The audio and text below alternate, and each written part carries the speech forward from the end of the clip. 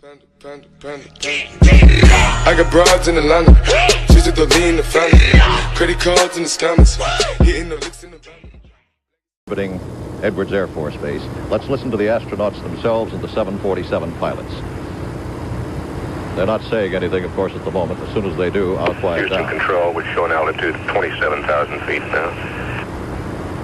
At 2 minutes, 41 seconds from pushover.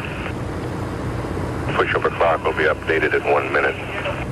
That's Jack Riley in Mission Control, Houston, advising us that pushover, which is the maneuver. Military aircraft pilot Fitzfolk will call launch ready after pushover, after he's achieved the proper airspeed. The pushover. Probably the next call you will hear will be Chase 1 calling SEP. Chase 2 will call clear. The pushover to which Riley refers is the diving maneuver for the 747. Beautiful pictures from one of the chase There planes. is no countdown clock to separation. 5 for pushover -2. Mark, pushover -2. That's minus 2 minutes to the pushover. Alpha. And the person calling that Separation is the option of Fred Hayes after the launch ready call. We're hearing Houston Mission Control in direct communication with the astronauts and with the pilots of the 747. And Mr. Riley is in Mission Control in Houston, much like the flights that flew in space. That, of course, is preconceived because Houston Mission Control will be doing all the controlling for the later orbital flights of the shuttle. And so they're breaking in the flight crews now. And in this picture, you can see very clearly chase plane activity off to the side. Those chase planes are observing the 747 and the shuttle. Stand by for pushover -1.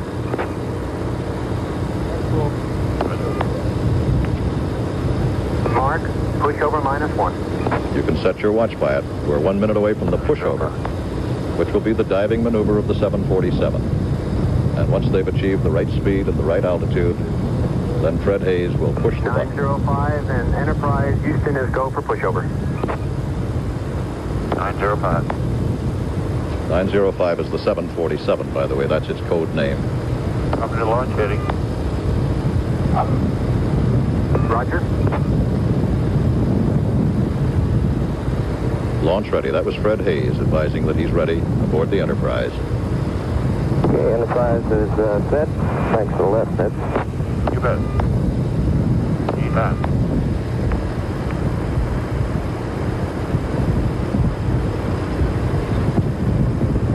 We're about 10 seconds away from the diving maneuver.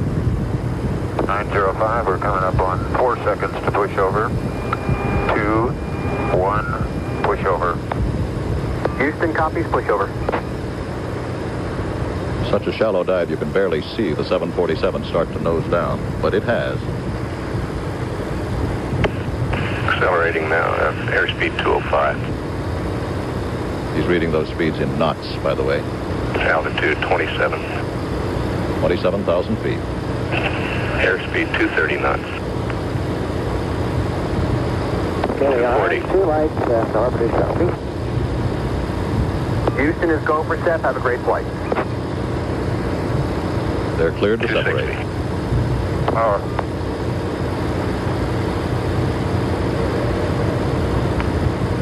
Launch ready.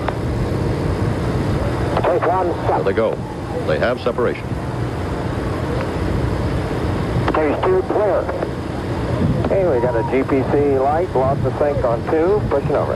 And a big X on computer number 2. Roger, standby and halt on GPC number 2. Go for mode 203. Roger. They're flying by computer, Flying good. and you can hear them Roger. talking about the computer readouts now. 250, starting flare. Putting on his flaps just like an Fred airplane. Hayes conducting a practice landing at altitude now. This gives him the feel and attitude and same airspeed as when he touched down. 270. 20,255.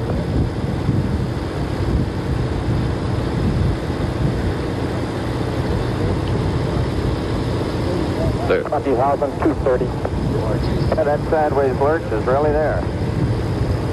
Yeah, looking great there, Fred.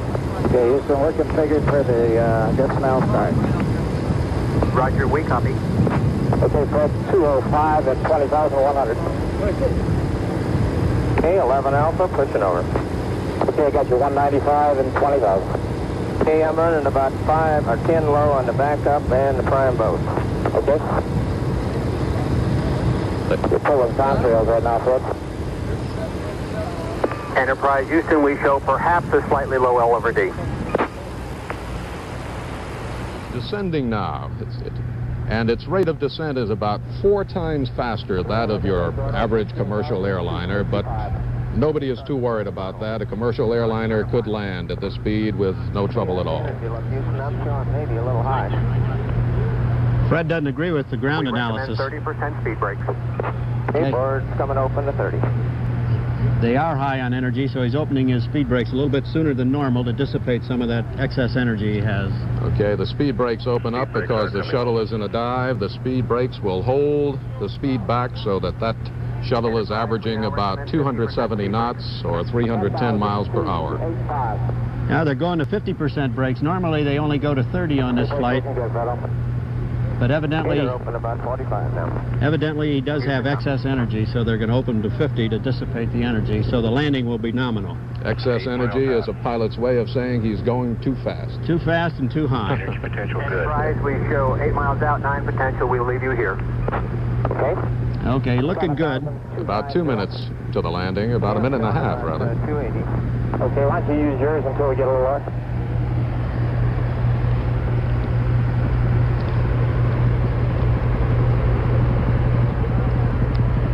Leo, the rate of speed right now, the rate of descent is about 4 times what a commercial airliner uses, and his speed is about 2.5 times as he approaches the runway. He'll land at about 185 knots or 212 miles per hour.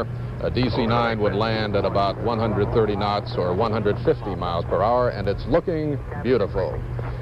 We should be able to eyeball it from our perch just beyond the runway here at Edwards Air Force Base. Fido says it looks super. It looks super. I have him on the glasses, Mort, now. Okay, we've got him. He's coming in. Should be about, what, 3,000 feet up there now, Leo? Pre-flare.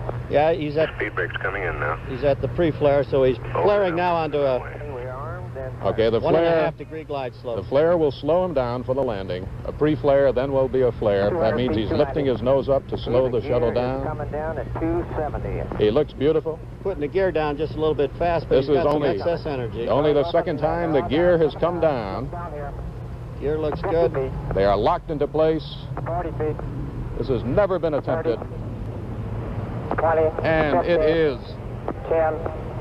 Holding 10. just about 220 at about 5 feet. 4 feet. Getting some dust. 4 feet. 3 down, feet. down, 2 feet. and it's down. Just over off about 2 It's feet. down. It has landed, You're on.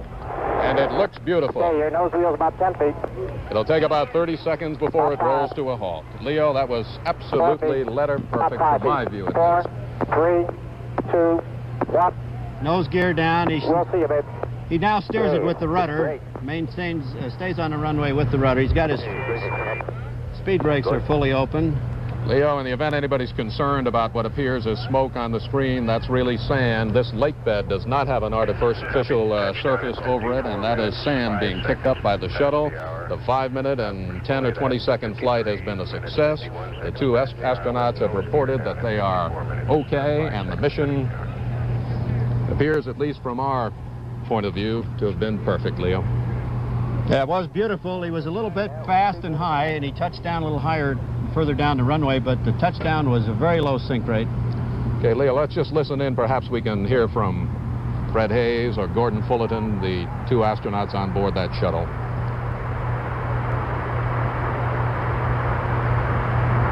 Yes, they're not saying much.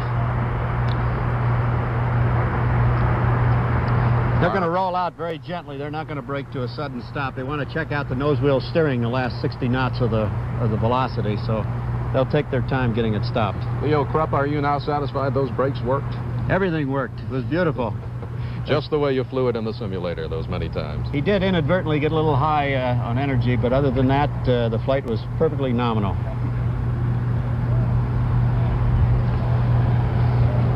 Just to repeat, the shuttle did not go into space today. This was the very first time it flew by itself.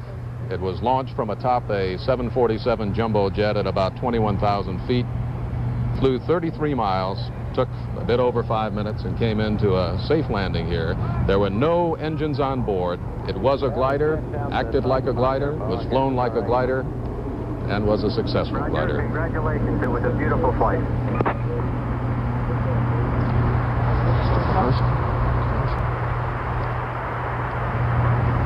We got about a quarter knot, and we just stopped. Just came to a stop now. Okay, Roger, Leo, and the next time we'll see this vehicle fly, we expect, will be in the last week of August. I think they have penciled in an August 30th date for the next free flight. And Leo, this successful flight did not answer two major questions: the controversy over whether the $6.9 billion shuttle project is worth it, and whether there will be a need for the hundreds of space flights necessary to amortize the cost, as NASA says there will. But the flight was never intended to answer those questions. It answered at least three others, though. Yes, the shuttle can fly like a glider. Yes, it can land like one. And yes, once the shuttle landed, the brakes, Leo, did work. Leo Krupp, thank you. This is Morton Dean and Leo Krupp at Edwards Air Force Base, California. Panda, panda, panda. I got broads in Atlanta, just to lean the family. Credit cards in the scammers, hitting the licks in the van.